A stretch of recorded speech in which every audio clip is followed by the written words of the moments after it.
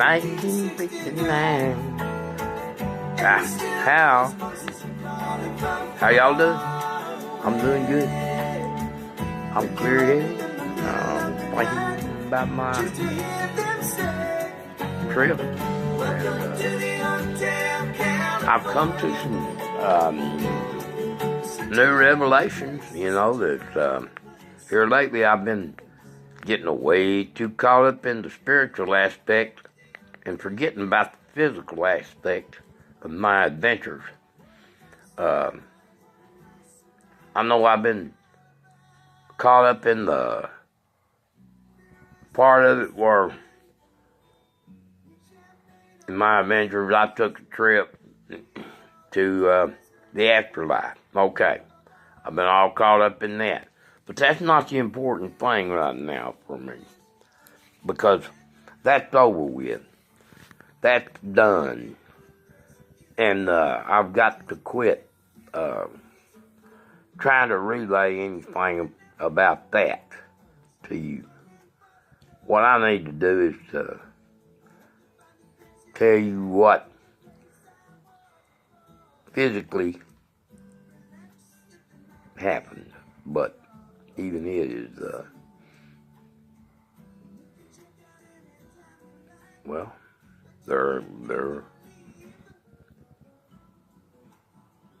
I was physically locked away in a jail for 2.5 months. Physically, my body was in that county jail, I believe, or so the record states. That's not what I believe, but that's what the record says. I was there from May 27th till July 31st. I don't know. Maybe July, okay, 2 months. I remember the last month, 5 weeks, the last 5 weeks, almost 3 of it, I was in the infirmary. And almost then for 2 weeks, I was in the cells. And when I first got there for 1 week, I was in, almost 1 week, I was in a cell. But for the remainder of the time, I was in the hospital, supposedly, under suicide watch, kept in an isolation cell, very Spartan. All I had was a red cup. I remember that now. That's one thing they give you when you check into jail.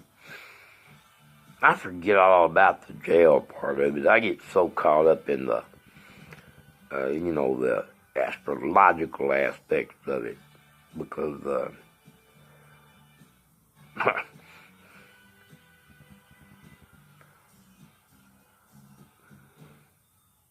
it's very, very vivid in my imagination, or in my memory.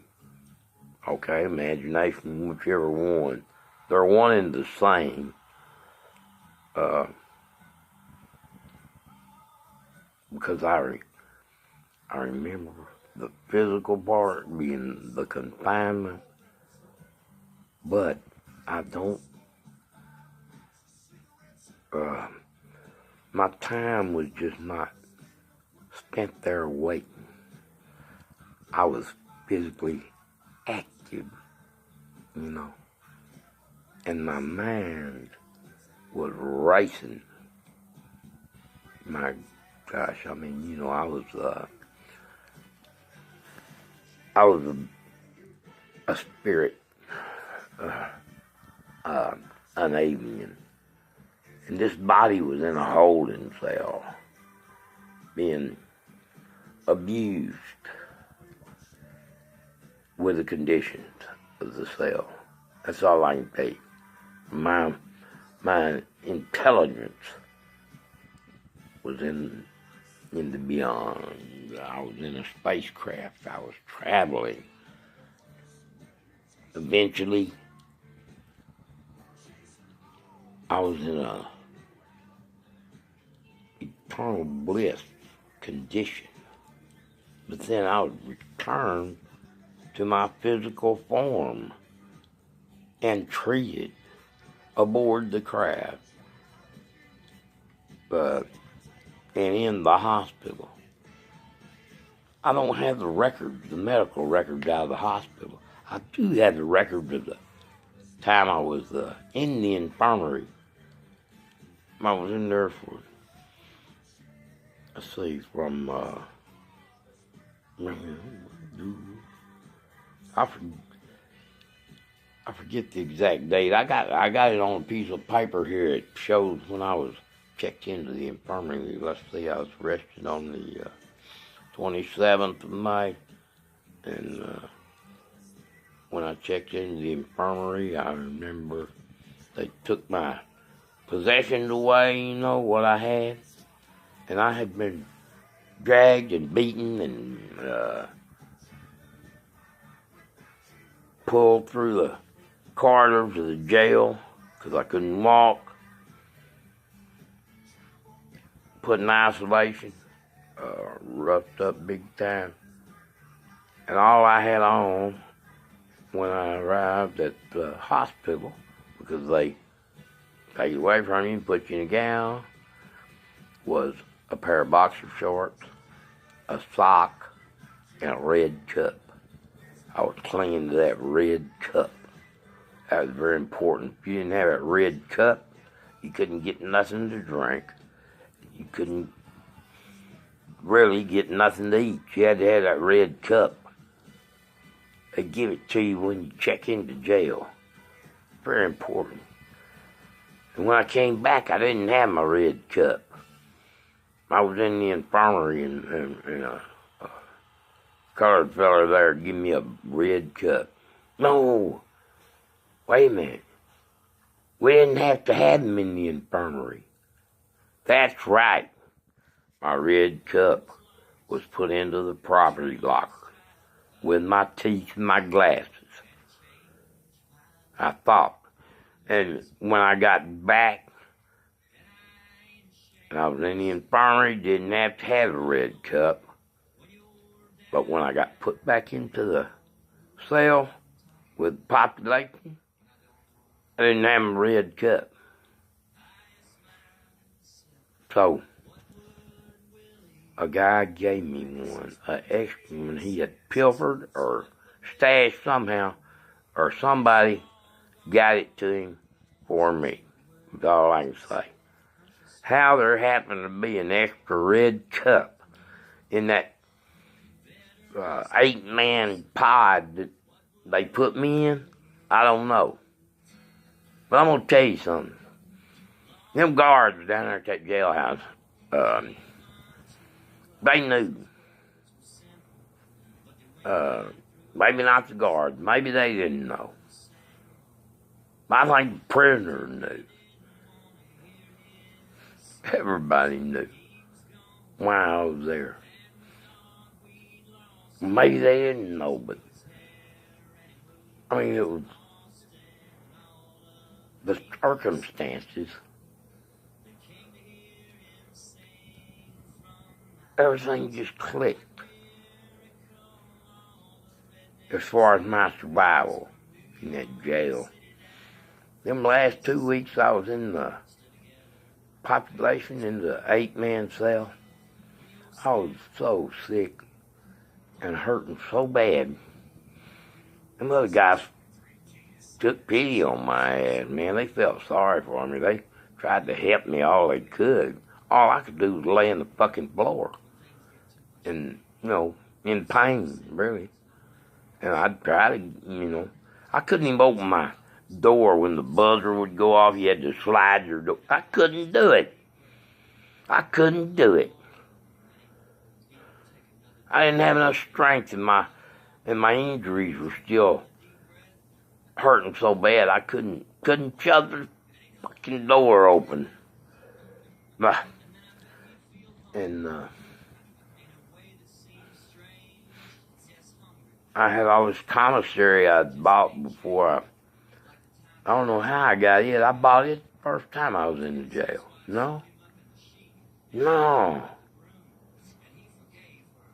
How did I get that?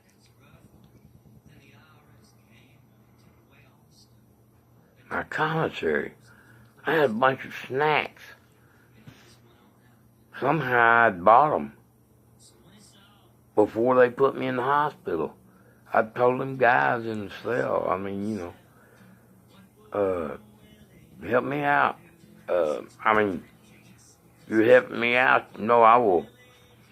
When the commissary wagon came around, I had money on the book and stuff, and I just made them.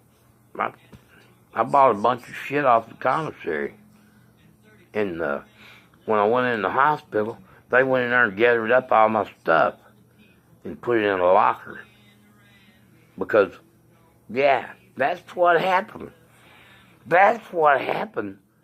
I did not pack up my stuff.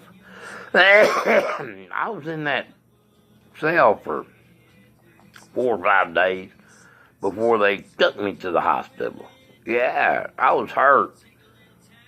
But I didn't get real bad for the first couple of days. It was after the first couple of days when I was really sick and in pain, and I mean, you know, I just frazzled out. So after they took me to the hospital and I was unable to return to the cell, they had the other inmate pack up my shit or whatever, and it was put in the locker. That's where they put my teeth and my glasses. Yeah, because I got in an altercation with the guards on the way to the hospital because I couldn't walk and they were dragging me, and I was raising hell. I mean, you know, they was hurting me. And I was telling them, man, I gotta have a wheelchair, I can't fucking walk. And I got in a fight with them.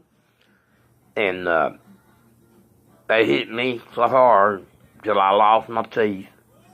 I mean, you know, I just lost my...